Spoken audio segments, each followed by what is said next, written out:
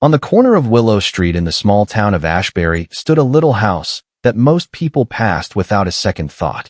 Its paint had faded from blue to a tired gray, and its front yard was more weeds than grass. The house belonged to Mrs. Clara Matthews, an 83-year-old widow who had lived in Ashbury her whole life. Clara had once been the heart of the community.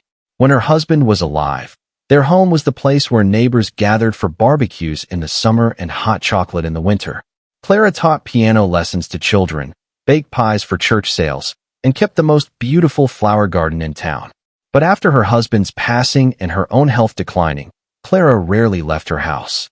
The once vibrant garden fell into neglect, mirroring the loneliness that filled her days. Most people in Ashbury remembered Clara kindly, but moved on with their busy lives. Except for one person, 12-year-old Mia Turner. Mia was a curious, energetic girl who lived 3 houses down. She often saw Clara sitting on her porch in the evenings, staring quietly at the overgrown flower beds. Something about the old woman's stillness pulled at Mia's heart. While most kids her age were glued to their phones or running off to soccer practice, Mia had a soft spot for people who seemed forgotten. One Saturday morning, as Mia rode her bike past Clara's house, she stopped. Clara was in her rocking chair, a faded shawl around her shoulders. Mia hesitated, then walked her bike up the driveway. "Good morning, Mrs. Matthews," Mia said with the kind of cheer only a 12-year-old could muster. Clara blinked in surprise. "Why, hello, dear. You're the Turner girl, aren't you?" Mia, "Yes, ma'am." Mia shifted nervously. "I was just wondering, did you used to grow roses here? My mom said you had the prettiest garden in town." Clara's eyes softened, and a faint smile tugged at her lips. "I did. Pink climbing roses along the fence, tulips by the walk, lilies near the porch. It was my pride and joy. But gardens take strong hands, and mine aren't so strong anymore."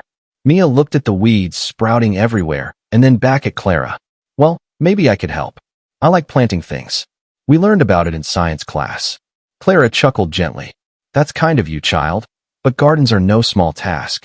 You'd be tired out before you made a dent." But Mia was stubborn. The next day, she showed up with a pair of gloves too big for her hands and a small trowel. At first, Clara only watched, amused. But when Mia pulled out weed after weed, humming as she worked, something stirred in Clara, a forgotten flicker of hope. Day after day, Mia came back. She didn't just pull weeds. She brought seeds from her mother's kitchen, borrowed tools from her dad's shed, and even convinced a local nursery to donate a flat of marigolds. Clara started joining her, pointing out where the soil was richest and how to plant deep enough so roots could hold strong. Slowly, the lifeless yard began to change. Word spread around the neighborhood. Some adults shook their heads. Kids these days can't keep up with chores at home, but she's pulling weeds for an old lady? Others were touched, though few offered to help. Except Mr. Alvarez, the retired mailman, who dropped off bags of fertilizer just lying around the garage. And Mrs. Jenkins, the school librarian, who gave Mia gardening books. And soon, Clara's porch wasn't so lonely. By late spring, bursts of color transformed the corner of Willow Street. Tulips swayed in the breeze, marigolds glowed bright orange, and climbing roses once again reached for the sky. But something else grew, too. The friendship between a lonely old woman and a determined young girl. Clara began sharing stories about her childhood in Ashbury, about meeting her husband at a town dance, about how every flower in her old garden had a memory attached. Mia listened with wide eyes, as if the tales were treasures. In return, she told Clara about her school adventures, her dreams of becoming a veterinarian, and the little things that worried her, like being picked last for dodgeball or forgetting lines in the school play. One evening in June, as fireflies dotted the yard, Clara said softly, "You know, Mia, this garden isn't just flowers. It's my heart, and you've given it back to me." Mia smiled shyly. "It's your garden, Mrs. Matthews. I just helped a little." But Clara knew better. That summer, something remarkable happened. People in Ashbury who had barely noticed the house before began stopping to admire the blooms. Neighbors lingered to chat with Clara again, bringing her pies and stories. The local newspaper even ran a short feature on the garden at Willow Street, crediting Mia as the young gardener with a big heart. Yet the greatest change wasn't in the garden or the community. It was in Clara herself. She started playing piano again, her music drifting through open windows. She laughed more, her cheeks flushed with life.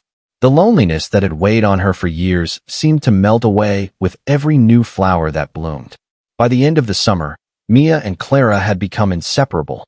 On Mia's 13th birthday, Clara gave her a small, worn notebook. Its cover was faded leather, and its pages were filled with handwritten notes. "What's this?" Mia asked.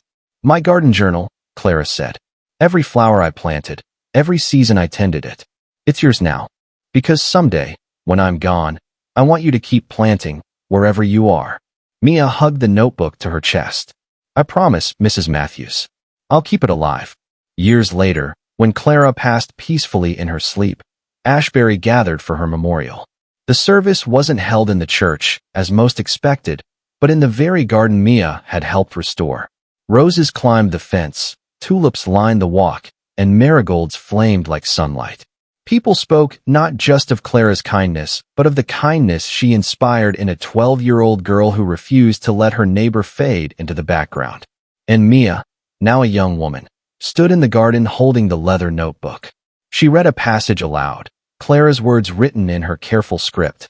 Asterisk, a garden is not measured by the flowers it holds, but by the hands willing to nurture it. Asterisk, the crowd grew quiet, and Mia smiled through her tears. She understood then that kindness, like a garden, was never about one grand gesture. It was about showing up, day after day, even with small hands and borrowed tools, until something beautiful bloomed, not just in the soil, but in people's hearts. And from that day forward, Ashbury never forgot the lesson of Willow Street. That kindness, no matter how small, can transform not only a garden but an entire town.